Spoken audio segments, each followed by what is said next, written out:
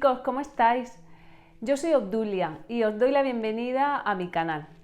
Hoy os traigo un vídeo muy especial donde he seleccionado los libros más importantes de literatura latinoamericana. Hace unos vídeos, iba a decir hace unos días, pero no, la verdad es que hace unos vídeos os pedí que me recomendaseis cuáles eran los libros más importantes que tenía que leer de literatura latinoamericana. Bueno, fue un aluvión de recomendaciones, cosa que os tengo que agradecer y que además pues, me hizo súper feliz y fue muy importante para mí. El que yo quiera leer la literatura latinoamericana es porque mi gran ilusión es viajar a Latinoamérica. Siempre he proyectado con mi marido que cuando nos jubilásemos íbamos a recorrer toda Latinoamérica y que íbamos a intentarla conocer al 100%. Bueno, esto es muy difícil, como vosotros mismos sabréis, porque es todo un continente y son muchísimos países, son muchísimas ciudades, pero bueno, de ilusión también se vive. El caso es que he recibido tantísimas recomendaciones que he decidido agruparlas por países y eso sí, he seleccionado solamente un libro por cada país y es lo que ahora pues os quiero comentar, que son los libros que me voy a leer de literatura latinoamericana.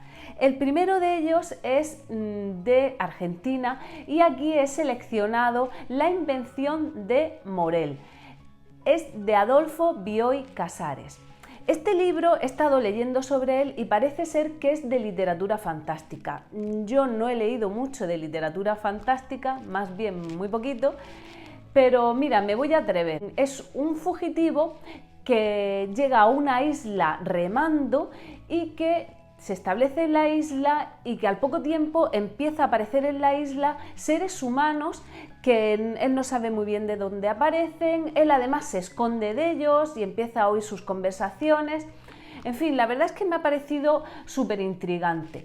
Y cuando he estado leyendo sobre la novela, el prólogo lo hizo Jorge Luis Borges y lo recomienda como una novela perfecta. Además, fue premio Cervantes.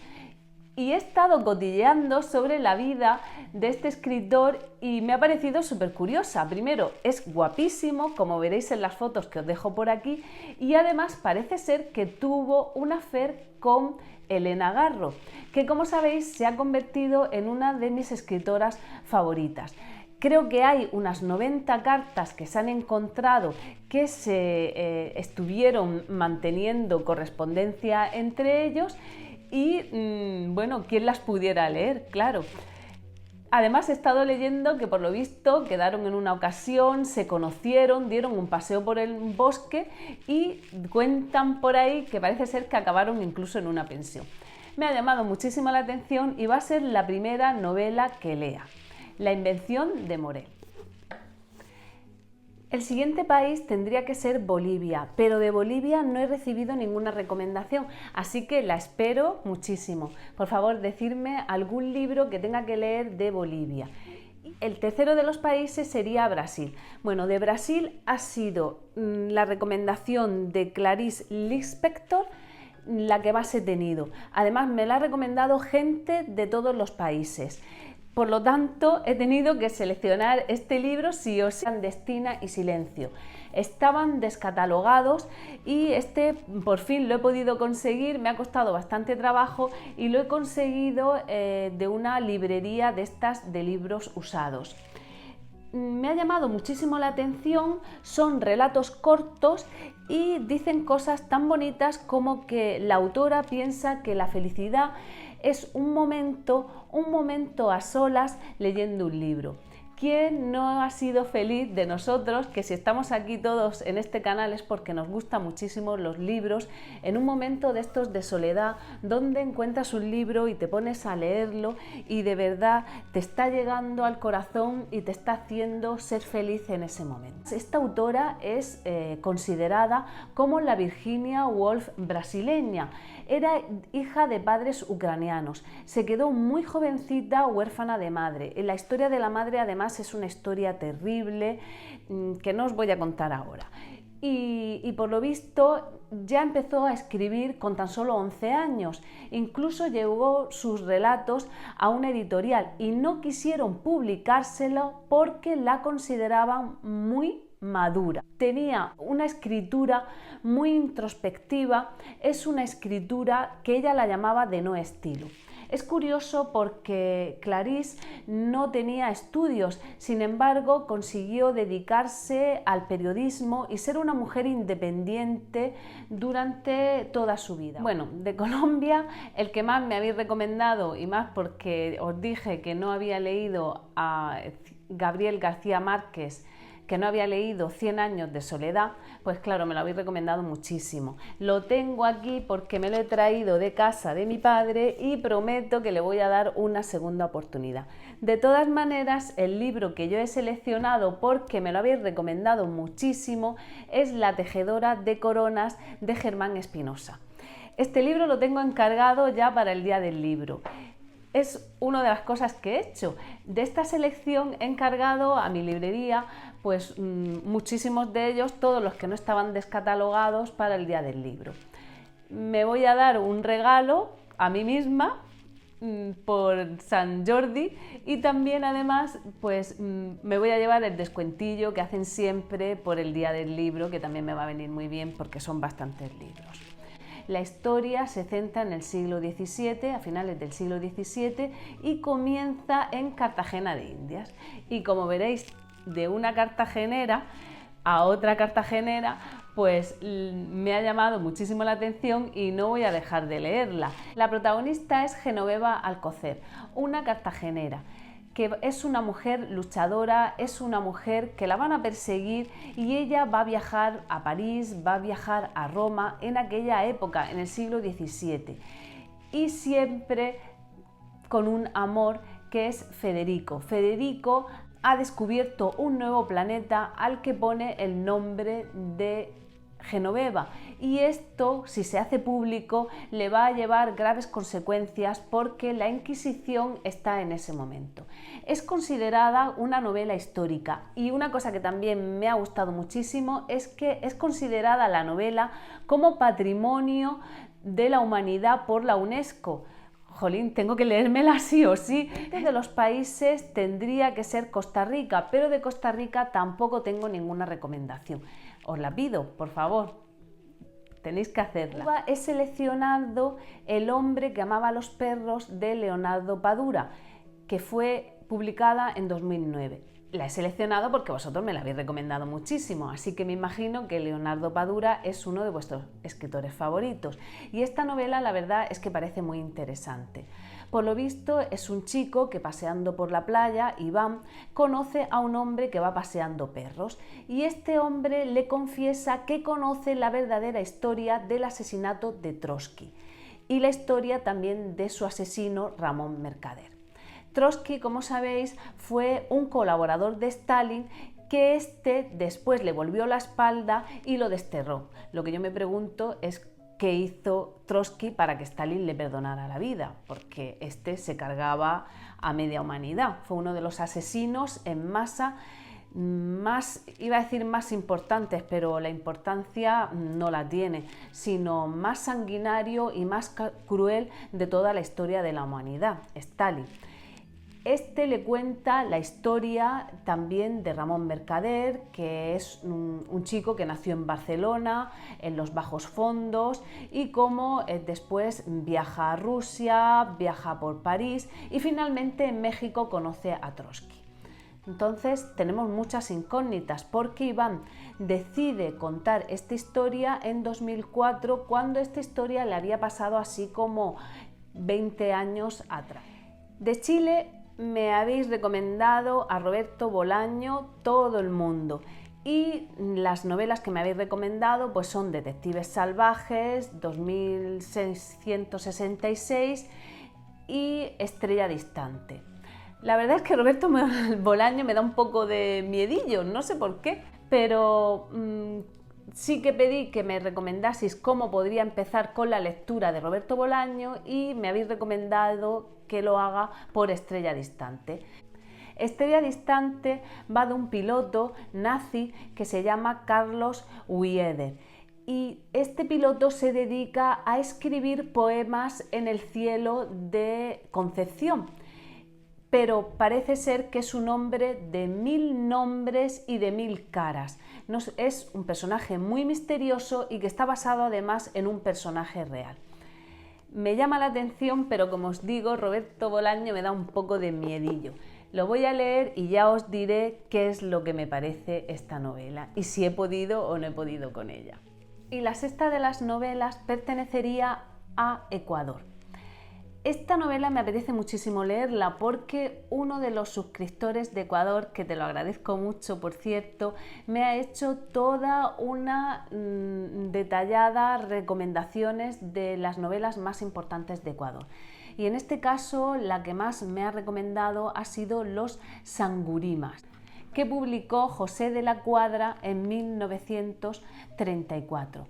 Esta novela es anterior a 100 años de soledad y es también un tipo de literatura mágica que mezcla lo onírico con lo poético y me apetece muchísimo leerla. Lo único que pasa es que no sé si lo voy a conseguir, porque me he metido en muchas páginas de internet y he empezado a buscarla porque está descatalogada y aquí en España no sé si al final voy a poder conseguirla o la voy a tener que leer por una biblioteca porque ni en segunda mano la he encontrado. La historia es muy interesante porque es una saga familiar. Nicasio es el patriarca y parece ser que dirige la hacienda con mano dura y en esta historia pues hay crímenes, hay pasiones, hay mucha truculencia por lo que estoy viendo. José de la Cuadra fue juez y eso creo yo que le influyó muchísimo a la hora de escribir esta novela, porque conocía muy bien las pasiones humanas y todos los crímenes y todas las cosas que son capaces de hacer los seres humanos, por esta experiencia como juez. Lo demás es silencio. Correspondería al país de Guatemala. Aunque aquí hay una pequeña trampa y es que realmente Augusto Monterroso nació en Honduras porque su madre era hondureña y se pasó ahí gran parte de la infancia, hasta que después se fue a vivir a Guatemala porque su padre era de allí. De manera que allí vivió parte de la juventud hasta que tuvo que exiliarse porque pasó incluso por prisión y finalmente se exilió a México, donde siguió viviendo hasta que se murió y allí tuvo gran parte de su producción literaria.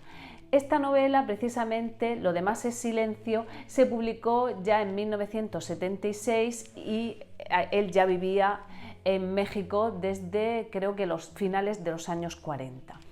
Augusto Monterroso es un personaje, bueno, no es un personaje, es un escritor que a mí me ha llamado muchísimo la atención, porque lo que he leído de él, por lo visto, era un señor de una gran talla como escritor, pero que era pues así pequeñito, gordito y parece ser que era muy afable. Y así era también su escritura, una escritura muy tierna, pero que tenía un gran punto irónico. Y en lo que he leído que era un gran maestro era en los relatos cortos. Creo que tiene un premio o una mención a uno de los relatos más cortitos que se llama El dinosaurio de la historia de la literatura. Esta novela, Lo demás es silencio, es como una biografía ficticia de un doctor, del doctor Torres, donde la gente que lo conoció pues hace testimonios, hablan de él y también aparecen incluso sus propios artículos. Creo que hay una leyenda que cuentan que a Augusto Monterroso le preguntaban dónde estaba el doctor Torres, como si realmente este personaje fuera un personaje de la vida real. Y la octava de las novelas correspondería a México. De México he recibido muchísimas recomendaciones, que las he incluido todas en mi lista, pero la que más se ha repetido es la de Pedro Páramo de Juan Rulfo. Es la primera novela que publicó Juan Rulfo en 1955. Además, Juan Rulfo fue premio Príncipe de Asturias, o sea que ha tenido mucho reconocimiento y esta novela es un poco especial. Parece ser que es una novela que no tiene una unidad concreta y además que está un poco desestructurada, pero lo bonito de esta novela es esta magia que contiene. La novela hace muchas referencias, hace referencias a la muerte, hace referencias también a esta relación tan chula que tienen los mexicanos, donde las almas parece como que nunca han desaparecido de la tierra y es lo que ellos llaman las ánimas. Hay ahí mucha magia y mucho misterio. El caso es que la novela empieza cuando Pedro Preciado, que es hijo de Pedro Páramo, vuelve a Comala. Él se marchó de Comala cuando su madre se lo llevó porque su madre estaba convencida de que Pedro Páramo no la amaba, pero cuando han pasado muchos años, la madre convence a Pedro Preciado que vaya en busca otra vez de su padre, de Pedro Páramo. Cuando él llega a Comala, se da cuenta de que muchos de los personas con las que se encuentra dicen ser sus hermanos, dicen ser hijos también de Pedro Páramo, y esto lleva consigo pues una gran intriga. Y de Nicaragua, la escritora que me habéis recomendado es a Gioconda Belli y la novela es La mujer habitada. Esta historia es de una chica, de una arquitecta que se va a estudiar fuera y cuando vuelve a Nicaragua pues quiere ser independiente, tiene muchísimos proyectos, pero mira por dónde se le cruza un hombre, Felipe, y se enamora de él. Sus proyectos se quedan un poco aparcados por lo que estoy viendo y se ve involucrada en la revolución de liberación de la dictadura que hay en ese momento en Nicaragua. La novela es una novela de amor, es una novela de aventuras y tiene como marco la revolución sandinista y se publicó en 1988. Gioconda Belli era una mujer muy decidida, muy feminista y además que estaba involucrada en temas de tipo político. Y el siguiente de los países es Perú. Y aquí me hacía mucha ilusión leer a Julio Ramón Ribeiro porque me lo habéis recomendado mucho, Las palabras del mundo, pero parece ser que está descatalogada y que no voy a poder conseguir esta novela. No lo sé seguro porque en mi librería están intentando localizármela. Pero mientras tanto no me he podido resistir y me he pedido otro de Perú por si este me fallaba, que son Mitos, leyendas y cuentos peruanos, de José María Argüedas, que la verdad es que me apetece también muchísimo porque es una recopilación de cuentos que se hizo en 3 regiones de Perú y que le hicieron los alumnos y profesores de estos centros.